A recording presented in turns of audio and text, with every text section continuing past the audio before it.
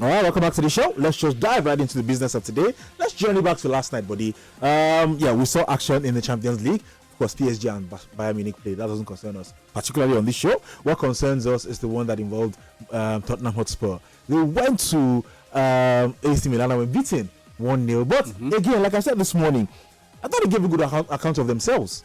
Actually, given what they had to work with, that midfield was basically unknown. Papa Matassa and 𝐒𝐨𝐬𝐲𝐏, but they held their own, did decently well, and they kept the defeat to a minimum, and they have something to fight for in the second leg. Oh well, they do have something to fight for, but I feel looking at what was still available, the Spurs should have done enough to possibly get a draw in that one. And for Antonio Conte, I think with every match, is beginning to prove that maybe he's no longer interested in this job, because the body language doesn't suggest someone who translates positivity. But again, 1-0 down from the first leg, something to still work with in the second leg. I'm very sure that when the game comes to the Tottenham Stadium, I'm very sure Spurs will come out in all guns blazing, basically. But again, I wasn't too particularly impressed with the way Spurs played yesterday, because we've seen them play. We know that they can be better. But like you said, with the material Antonio Conte had to work with, he had to do what he had to do at the end of the day. 1-0 down from the first leg, not a bad result after all. Definitely not a bad result. So overall now, do you think they can qualify? I think they can. Okay, sorry, let me rephrase. Of course they can. They will qualify. The deficit is not too bad. Will they qualify? That's a question. They will qualify. And my reason for saying that is this. You look at the way AC Milan have played on the road, even in the Serie A this season, they've struggled. And I do feel Spurs at the Tottenham Stadium will, bring some level of intensity. And we've noticed that once it gets to that intensity level, Italian teams tend to struggle against the English sides. And I do feel that is where Tottenham Spurs do have the advantage. Maybe they take full advantage of the home when they're at home. That is left to be seen. But on paper, it looks like a game they can easily navigate and make it through to the quarterfinals. All right, let's go to today's action, buddy. It's at the Signal Iduna Park. It's Chelsea and all their problems traveling to Germany to take on Borussia Dortmund. How do you see that one going? Sincerely, I'm looking forward to a very, very entertaining game. Yes, Chelsea haven't particularly played well this season in the Premier League, but on the continent, I think they've done fairly enough. And when you have the likes of Enzo Fernandez, João Felix, you look at Modric as well, a platform for them to actually play expansive football. But they face a Dortmund side as well, who are riding the confidence at the moment. I think, like I said this morning, in the last few games, they've averaged at least 2 to 3 goals per game, whereas Chelsea have not gone beyond a goal per game, seriously, and it's a problem for me. Chelsea would need to sort out the goal scoring situation at the club, or the manager, Potter, because at the end of the day, on the continent, sometimes as much as you can defend, you also need to get the goals as well. They'll tell you a great defense wins the championships, but again, you need to score goals when it matters the most, because like I said, for Borussia Dortmund, they're a good goal scoring side. Can Chelsea stop them, especially when they get into that rhythm of putting things together and eating on the offensive as well? So it will be a difficult game for Chelsea, but I feel with the quality in that team, I love the look of the defense at this point in time, considering less goals, and of course they're beginning to form a rhythm as well all through the team. Because of that, I do feel Chelsea are good enough to at least get a draw in this first leg and possibly get the job done at Stamford Bridge. All right, we'll see what happens. Let's leave all of that now and focus on the big one coming out tonight. It's Arsenal taking on Manchester City. We'll spend some time on this one. Of course, you guys will call in and tell us what you think you're expecting later tonight. But first question, buddy. Who needs this one more? Arsenal or Man City? Both, actually. No, somebody has to need it more. Arsenal have been top for a while. They will lose it tonight. City, though, is a chance for them to go top. They will lose it tonight. How are you so sure about that?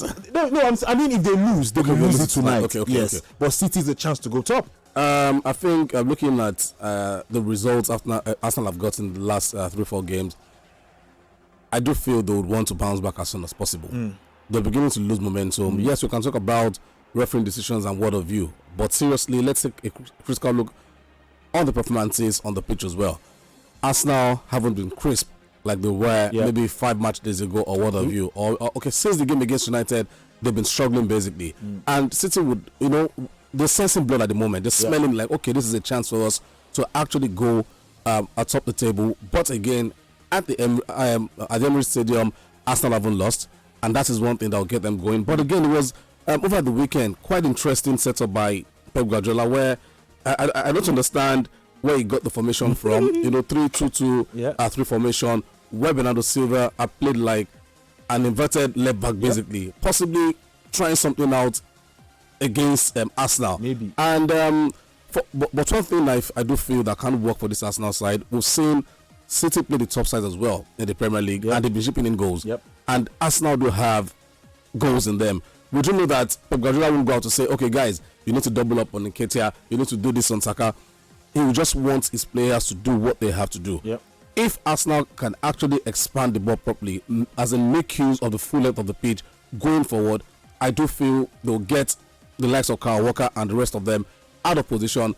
Laporte isn't best of the defenders out there. True. It feels a bit rusty, and I do feel that is one area Arsenal can actually exploit this evening. John Stones is out injured. So it all boils down to who at the top pairs in the defense. But again, for Arsenal, they just need to believe. They need to stick to their game plan. I do feel they can get something against City tonight. All right, key player for Arsenal tonight. Who has to play well for Arsenal to get a result? It has to be that midfield trio. I'm not going to pick out one person because once they've played together as a unit, Arsenal gets things going. Especially Partey right there. Partey has been the one who has been, he's been very integral in stopping the position attack and of course starting the transition for Arsenal from that position. If Odegaard, Xhaka and Partey gets going tonight, if they can't seize that midfield from City, they should not say Arsenal must not allow City take initiative, because once City gets going, then it's game over for Arsenal.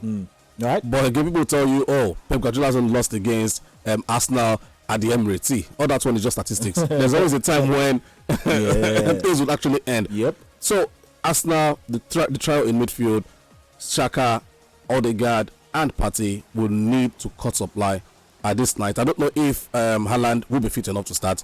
Whether he starts or not, we do know that for City, they love to control proceedings, and that is what Arsenal have got to cut off. And we know the trial going forward as well. Maybe time for Martinelli to sit on the bench a bit as well, because he has struggled in the last few games. Possibly time to have the former Brentford player, what's his name, Trossard. Get in. He has to start actually. Because we've seen the games he's played so far. Very, very intelligent player. Maybe he's got to get the nod tonight. Maybe something that should, surprise Pep Guardiola in some way. And for City as well, we do know the man Kevin De Bruyne. Once he's playing well, City actually playing well as well. All right, so call it. Like I said in the morning, I do feel with all the hype and word of view, Arsenal won't lose tonight. It's going to be a draw at the Emirates. All right, a draw at the Emirates. That's what Bode is predicting. Let's go on another break. Hear from our sponsor, OneXBet. We'll come back and then we'll take your calls and messages before we go to the Mystery Wednesday portion of the show. Enjoyed this video? Hit the subscribe button for more. Leave a comment and like. Thank you.